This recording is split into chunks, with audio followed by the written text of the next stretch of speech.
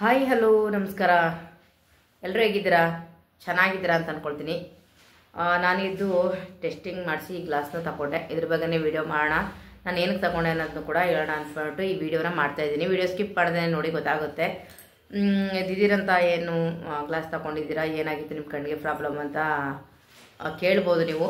ನನಗೆ ತುಂಬ ವರ್ಷಗಳಿಂದ ಅಂತಂದರೆ ನನ್ನ ಕಣ್ಬಿಟ್ಟು ಒಂದು 8ರಿಂದ 10 ವರ್ಷ ಆಯಿತು. ನನಗೆ ಎನಿ ಟೈಮು ಕಣ್ಣು ಯಾವಾಗಲೂ ರೆಡ್ಡಾಗೇ ಇರೋದು. ತುಂಬ ಜನ ಕೇಳೋರು, ಏನು ಹೊರಗಡೆ ಎಲ್ಲೋಗ್ಲಿ ಕೇಳ್ತಿದ್ದು ಒಂದೇ ಪ್ರಶ್ನೆ, ನಿಮಗೆ ಏನು ಕಳ್ತಿದೆಯಾ, ಏನು ಕಣ್ಣು ರೆಡ್ ಆಗಿದೆ, ಒಂದ್ಸರಿ ಹಾಸ್ಪಿಟಲ್ ತೋರಿಸು ಅಂತ. ನಾನು ಅಂದ್ಕೊಳ್ತಿದ್ದು ಇಷ್ಟೇ, ನನಗೆ ಬಾಡಿ ಹೀಟ್ ಇರೋದ್ರಿಂದ, ತುಂಬ ಬಿಸಿಲಿರೋದ್ರಿಂದ ಕಣ್ಣು ಯಾವಾಗಲೂ ರೆಡ್ ಆಗುತ್ತೆ ಅಂತ. ಅದರಿಂದ ಕಣ್ಣು ರೆಡ್ ಆಗೋದ್ರ ಜೊತೆ ಏನಾಗ್ತಿತ್ತು ಅಂದರೆ ತಲೆನೋವು ಬರೋದು, ಮತ್ತು ಕಣ್ಣು ತುಂಬ ಉರಿಯೋದು, ಈಗೆಲ್ಲ ಆಗ್ತಾಯಿತ್ತು. ಆ ಕಣ್ಣುರಿ ತಡೀರಾದ್ರೆ ನಾನು ಏನು ಮಾಡೋದು, ತಲೆನೋವು ಔಷಧಿ ತಗೊಂಡು ಇಲ್ಲೆಲ್ಲ ತಗೊಂಡು ಔಷಧಿ ಎಲ್ಲ ಹಚ್ಕೊಳ್ಳೋದು, ಈಗೆಲ್ಲ ಮಾಡ್ತಾಯಿದ್ದೆ. ನಾನು ಈಗೇ ಸುನಿಲ್ ಈಗ ಬಂದ್ರಲ್ಲ, ಬಂದಮೇಲೆ ಕರ್ಕೊಂಡೋಗ್ಬಿಟ್ಟು ಕಣ್ಣು ಟೆಸ್ಟ್ ಮಾಡಿದ್ರು. ಮತ್ತು ನನಗೆ ಅಕ್ಷರಗಳು ಕೂಡ ಸಣ್ಣ ಸಣ್ಣ ಅಕ್ಷರಗಳು ಕೂಡ ನನಗೆ ಇತ್ತೀಚೆಗೆ ಕಾಣಿಸ್ತಾ ಇರಲಿಲ್ಲ. ತುಂಬಾ ಕಣ್ಣು ನೋವು ಬರ್ತಾ ಇರೋದ್ರಿಂದ ಸುನಿಲ್ ಒಂದ್ಸರಿ ಟೆಸ್ಟ್ ಮಾಡಿಸೋಣ ಅಂದ್ಬಿಟ್ಟು ಕರ್ಕೊಂಡು ಟೆಸ್ಟ್ ಮಾಡಿಸಿದ್ರು. ಅಲ್ಲಿ ಸಣ್ಣ ಸಣ್ಣ ಅಕ್ಷರಗಳೇ ಕಾಣಿಸ್ತಿರಲ್ಲ. ನನ್ನ ಏಜ್ ಕೇಳ್ಬಿಟ್ಟು ಅಲ್ಲಿ ಅವ್ರಿಗೆ ಏನು ಇಷ್ಟು ಚಿಕ್ಕ ಇದಕ್ಕೇನೆ ಇಷ್ಟು ನಿಮ್ಗೆ ಇದಾಗಿದೆಯಲ್ಲ ಏನಕ್ಕೆ ಅಂತ ಹೇಳ್ಬಿಟ್ಟು ಕೇಳ್ತಾಯಿದ್ರು. ಅದೇನು ನನಗೆ ಗೊತ್ತಿಲ್ಲ. ಮೋಸ್ಟ್ಲಿ 40 ವರ್ಷ ದಾಟ್ತಿದ್ದಂಗೆ ಎಲ್ಲರಿಗೂ ಕೂಡ ಕಣ್ಣದು ಪ್ರಾಬ್ಲಮ್ ಬಂದೇ ಬರುತ್ತೆ. ನನಗಿನ್ನ 40 ವರ್ಷನೇ ಆಗಿಲ್ಲ, ಅದರೊಳಗಡೆ ಕಣ್ಣು ಪ್ರಾಬ್ಲಮ್ ಅಂತಂದರೆ ಅವ್ರಿಗೂ ಆಶ್ಚರ್ಯ ಅನ್ನೋದಿರುತ್ತಲ್ವ. ಹಾಗಾಗಿ ಕಣ್ಣು ರೆಡ್ ಆಗಲಿಕ್ಕೆ, ಕಣ್ಣು ಉರಿಯೋದು, ನೋವು, ಇದಕ್ಕೆಲ್ಲ ಒಂದು 2-3 ಇರುತ್ತಂತೆ. ಒಂದು ಅಲರ್ಜಿ ಪ್ರಾಬ್ಲಮ್ ಇದ್ದರೆ ಕಣ್ಣು ಆ ಥರ ರೆಡ್ ಆಗುತ್ತಂತೆ.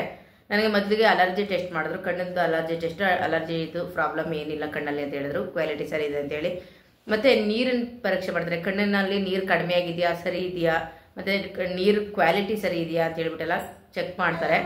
ನಂದ್ರಲ್ಲಿ ಬಂದು ಮೊದಲಿಗೆ ಅದು ಅಲರ್ಜಿ ಚೆಕ್ ಮಾಡಿದ್ರು, ಮತ್ತು ಕಣ್ಣಿನಲ್ಲಿರೋ ನೀರು ಕ್ವಾಲಿಟಿ ಚೆಕ್ ಮಾಡಿದ್ರು. ನೀರು ಕ್ವಾಲಿಟಿ ಕೂಡ ಚೆನ್ನಾಗೇ ಇತ್ತು. ನೀರು ಕ್ವಾಲಿಟಿ, ನೀರು ಎಷ್ಟಿರಬೇಕೋ ಅಷ್ಟಿತ್ತು, ನೀರಿನ ಕ್ವಾಲಿಟಿ ಚೆನ್ನಾಗಿರಲಿಲ್ಲ. ಅಂದರೆ ಕಣ್ಣಲ್ಲಿರೋ ನೀರಿನ ಕ್ವಾಲಿಟಿ ಚೆನ್ನಾಗಿರಲಿಲ್ಲ ಅಂತ ಹೇಳಿದ್ರು. ಅದು ನನಗಂತೂ ಗೊತ್ತಿಲ್ಲ ಅಷ್ಟಾಗಿ. ಅದು ಕ್ವಾಲಿಟಿನೂ ಇರುತ್ತೆ ಅಂತ ನನಗೆ ಇದೇ ಮೊದಲು ಗೊತ್ತಾದದ್ದು. ಹಂಗಾಗಿ ಅವರು ನನಗೆ ಇಲ್ಲ ಗ್ಲಾಸ್ ತಗೊಳ್ಬೇಕು, ಅದರಲ್ಲಿ ಸ್ವಲ್ಪ ಜಾಸ್ತಿ ಕಂಪ್ಯೂಟರ್ ಯೂಸ್ ಮಾಡೋದಾಗ್ಬೋದು, ಮೊಬೈಲ್ ಯೂಸ್ ಮಾಡೋದಾಗ್ಬೋದು, ನಾವೇನಾದರೂ ವರ್ಕ್ ಮಾಡ್ತಾಯಿದ್ರೆ ಅದರಲ್ಲೂ ಕೂಡ ಈ ಥರ ಸ್ವಲ್ಪ ಇನ್ನೂ ಪ್ರಾಬ್ಲಮ್ ಆಗೋಕ್ಕೆ ಸ್ಟಾರ್ಟ್ ಆಗುತ್ತೆ ಅಂತ ಹೇಳ್ಬಿಟ್ಟು ಮತ್ತೆ ಯಾವಾಗಲೂ ಗ್ಲಾಸ್ ಹಾಕಲೇಬೇಕು, ಇಲ್ಲಾಂದರೆ ಇದು ಬೇರೆ ಥರ ಇನ್ನು ತಲೆನೋವು ಬರೋದಾಗ್ಬೋದು, ಇದೆಲ್ಲ ಆಗುತ್ತೆ ಅಂತ ಹೇಳ್ಬಿಟ್ಟು ಟೆಸ್ಟಿಂಗ್ ಮಾಡಿ ಟೆಸ್ಟಿಂಗ್ ಗ್ಲಾಸ್ನ ಕೊಟ್ಟರು. ನೋಡಿ, ನಿಜ ಇಲ್ಲಿ ರಿಯಲಾಗಿ ನಾನು ನೋಡಿರೋದಕ್ಕೂ ಇದನ್ನು ಹಾಕೊಂಡು ನೋಡೋದಕ್ಕೂ ತುಂಬಾ ಚೆನ್ನಾಗಿ ಕಾಣುತ್ತೆ.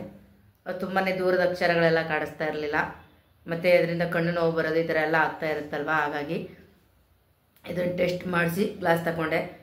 ಇದನ್ನು ತಗೊಂಡು ಇದಕ್ಕೆ ಆಯಿತು ಅಂದರೆ ನಾವು ಇದು ಫ್ರೇಮ್ ಆಗ್ಬೋದು ಮತ್ತು ಇದಾಗ್ಬೋದು, ಎಲ್ಲ ಬೇರೆ ಬೇರೆಯೇ ಇರುತ್ತೆ. ನಂದು ಬಂದಿದ್ದು 5,000 ರೂಪಾಯಿನ ಆಯಿತು. 4 ದಿನ ತಗೊಂಡ್ರು. 5ನೇ ದಿನಕ್ಕೆ ಕಾಲ್ ಮಾಡಿ ಗ್ಲಾಸ್ ಕೊಟ್ಟರು ನನಗೆ. ಮತ್ತು ಯಾರೇ ಆದರೂ ಅಷ್ಟೇ, ಕಣ್ಣು ಕೆಂಪಾಗ್ತಾ ಇದೆ, ಕಣ್ಣು ಉರಿತಾ ಇದೆ, ತಲೆನೋವು ಬರ್ತಾ ಇದೆ, ತಲೆನೋವು ಬಂದರೆ ಏನೋ ಬೇರೆ ಬೇರೆ ಪ್ರಾಬ್ಲಮ್ ಅನ್ಕೋಬೋದು.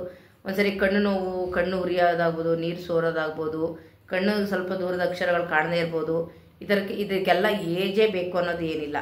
ಒಂದು ಅದೇ ಥರ ಏನಾದರೂ ಪ್ರಾಬ್ಲಮ್ ಆಗ್ತಿದೆ ಅಂತಂದರೆ ಮೊದಲು ಹೋಗ್ಬಿಟ್ಟು ಡಾಕ್ಟರ್ ಹತ್ರ ತೋರಿಸ್ಕೊಳ್ಳಿ. ಮತ್ತು ಇನ್ನೊಂದು ನಾನು ಹೇಳಿದೆ, ಕಣ್ಣು ನಂದು ಡ್ರೈ ಆಗ್ತಾ ಇರುತ್ತೆ ಅಂದಮೇಲೆ ಅದು ನೀರಿನ ಕ್ವಾಲಿಟಿ ಸರಿ ಇಲ್ಲ ಅನ್ನೋದಕ್ಕೆ ಡ್ರೈ ಯಾವಾಗಲೂ ಡ್ರೈ ಆಗಿಬಿಡುತ್ತೆ. ನಾನು ಡ್ರೈ ಆದಾಗ ಏನು ಮಾಡ್ತಿದ್ದೆ ಅಂದರೆ ಸ್ವಲ್ಪ ಕೊಬ್ಬರಿ ಎಣ್ಣೆ ಅಂತ ಕಣ್ಣು ಮೇಲೆ ಹಚ್ಚಿ ಸ್ವಲ್ಪ ಕಣ್ಣು ಮುಚ್ಕೊಂಡು ಮಸಾಜ್ ಮಾಡಿದ್ರೆ ಸ್ವಲ್ಪ ರಿಲೀಫ್ ಅನ್ನಿಸ್ತಾ ಇತ್ತು ನನಗೆ. ಆ ಥರ ಮಾಡಲೇಬಾರ್ದಂತೆ ಡಾಕ್ಟರ್, ಅದಕ್ಕೆ ಬೈತಾಯಿದ್ರು. ನನಗೆ ಇನ್ನೊಂದು ಹೇಳಿದ್ರು, ಯಾವಾಗಲೂ ಡ್ರಾಪ್ ಫುಟ್ಕೋಬೇಕು ಅಂದರೆ ಯಾವಾಗಲೂ ಒಂದು ಡ್ರಾಪ್ ಕೊಟ್ಟಿದ್ದಾರೆ, 15 ದಿನಕ್ಕೊಂದು ಡ್ರಾಪ್ ಕೊಟ್ಟಿದ್ದಾರೆ. ಮತ್ತು ಕಣ್ಣಿನ ಮೇಲೆಲ್ಲ ಕೊಬ್ಬರಿ ಎಣ್ಣೆ ಹಚ್ಚೋದು, ಅದರಿಂದ ಪ್ರಾಬ್ಲಮ್ ಅದಲ್ಲ, ಯಾವಾಗಲೂ ಒಂದ್ಸರಿ ಹಚ್ಬೋದು. ಆದರೆ ಯಾವಾಗಲೂ ಆ ಥರ ಡ್ರೈ ಆಯಿತು ಅಂದರೆ ಡೈಲಿ ಹಚ್ಚೋದ್ರಿಂದ ಕಣ್ಣು ಪ್ರಾಬ್ಲಮ್ ಆಗುತ್ತೆ ಅಂತ ಹೇಳಿದ್ರು. ನನಗೆ ಏನು ಸಜೆಸ್ಟ್ ಮಾಡಿದ್ರು ಅಂದರೆ ಬಂದು ಕರ್ಚೀಪ್ ಇಟ್ಕೊಂಡು ಚೆನ್ನಾಗಿ ಬಿಸಿದ್ರಲ್ಲಿ ಐರನ್ ಮಾಡಿರೋದನ್ನ 1-2 ಟೈಮ್ 3 ಟೈಮ್ ಕಣ್ಣು ಮೇಲೆ ಇಡಬೇಕು ಅಂತ ಹೇಳಿದ್ರು.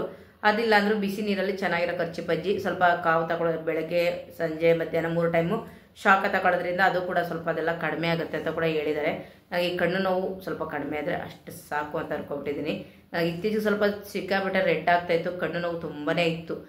ನಾನು ಹಾಸ್ಪಿಟ್ಲಿಗೆ ಏನು ತೋರಿಸೋದು ಎಲ್ಲದಕ್ಕೂ ಅಂತ ಅಂದ್ಬಿಟ್ಟು ಇರೋದ್ರಿಂದ ನೋಡಿ ಇಷ್ಟ ಆಯ್ತು. ಇವಾಗ ಸುನಿಲ್ ಬಂದಮೇಲೆ ಕರ್ಕೊಂಡೋಗಿ ತೋರಿಸ್ಬಿಟ್ಟು ಗ್ಲಾಸ್ ಕೂಡ ಕೊಡಿಸಿದ್ರು, ಖುಷಿ ಕೂಡ ಆಯಿತು. ನಾನು ಅಯ್ಯೋ ಇದೆಲ್ಲ ಏನು ಹಾಕೊಳ್ಳೋದು ಅಂತ ಅಂತಿದ್ದೆ. ಅವ್ರು ನಾನು ಯಾವುದೋ ಇನ್ನೊಂಥರ ತಗೊಂಡಿದ್ದೆ. ಅವ್ರು ಹೇಳಿದ್ರು ಇದೆಲ್ಲ ತುಂಬ ಓಲ್ಡ್ ಹಾಕೊಳ್ಳೋವಂಥದ್ದು, ಈ ಥರದ್ದೆಲ್ಲ ಬೇಡ ಅಂದ್ಬಿಟ್ಟು ಅವರೇ ಸೆಲೆಕ್ಟ್ ಮಾಡಿ ಕೂಡ ಈ ಗ್ಲಾಸ್ನ ಕೊಡಿಸಿದ್ರು. ಅವ್ರು ಹೇಳಿದ್ರು ಡಾಕ್ಟರು, ಇಲ್ಲ ಬಿಡಬೇಡಿ, ಇದನ್ನು ಒಂದು 4-5 ದಿನ ಸ್ವಲ್ಪ ಕನ್ಫ್ಯೂಸ್ ಆಗುತ್ತೆ ಅಂದರು. ಅಂದರೆ ನಾವು ಹಿಂಗೆಲ್ಲ ನೋಡ್ತಿದ್ರೆ ತುಂಬ ಝೂಮ್ ಆಗ್ದಂಗೆ ಆಗುತ್ತೆ. ಮತ್ತು ಅಂದರೆ ಸ್ವಲ್ಪ ಕಣ್ಣೆಲ್ಲ ಕಾಣಿಸೋದಿಲ್ಲ, ಕಾಳು ಕಡ್ಡಿ ಸೊಸೊರಕ್ಕಿ ಅವ್ರಿಗೇನೆ ಬೇರೆ ಒಂಥರ ಗ್ಲಾಸ್ ಬರುತ್ತೆ, ನಮ್ಮದೇ ಅದು ಗ್ಲಾಸ್ ಬೇರೆಯೇ ಇರುತ್ತೆ. ಹಂಗಾಗಿ ಸ್ವಲ್ಪ ಮೆಟ್ಲು ಹತ್ತಬೇಕಾದ್ರೆ ಇಳಿಬೇಕಾದ್ರೆಲ್ಲ ಜೋಪಾನವಾಗಿರಿ. ಒಂದು 4-5 ದಿನ ಕನ್ಫ್ಯೂಸ್ ಆಗುತ್ತೆ. 4-5 ದಿನ ಮೆಟ್ಲಲ್ಲಿ ಹತ್ತೋದು ಇಳಿಯೋದು ಮಾಡಬೇಡಿ, ಹಾಕ್ಕೊಂಡು ಮನೆ ಒಳಗಡೆ ಹೊರಡೆ, ಆಮೇಲೆಲ್ಲ ಮೆಟ್ಲೆಲ್ಲ ಹತ್ಬೋದು ಇಳಿಬೋದು, ಇಲ್ಲಾಂದ್ರೆ ಝೂಮ್ ಹಾಕ್ದಂಗಾಗಿ ಆಮೇಲೆ ಕಾಲಿನೆಲ್ಲೆಲ್ಲೋ ಇಟ್ಬಿಟ್ಟಿರ ಅಂತ ಹೇಳಿದ್ರು. ಕಣ್ಣದು ಏನೇ ಪ್ರಾಬ್ಲಮ್ ಇದ್ರು ಯಾರಾದರೂ ತೋರಿಸ್ಕೊಳ್ಳಿ. ನನ್ನ ವಿಡಿಯೋ ನಿಮಗೆ ಯೂಸ್ ಆಗಿರ್ಬೋದು. ಯಾರಿಗಾದ್ರೂ ಕಣ್ಣು ಪ್ರಾಬ್ಲಮ್ಮು ಅದು ಇದು ಅಂತಂದರೆ ಅಯ್ಯೋ ಏನು ತೋರೋದು ಅನ್ಕೋಬೇಡಿ, ಹೋಗ್ಬಿಟ್ಟು ತೋರಿಸ್ಕೊಳ್ಳಿ. ಓಕೆ, ಬಾಯ್.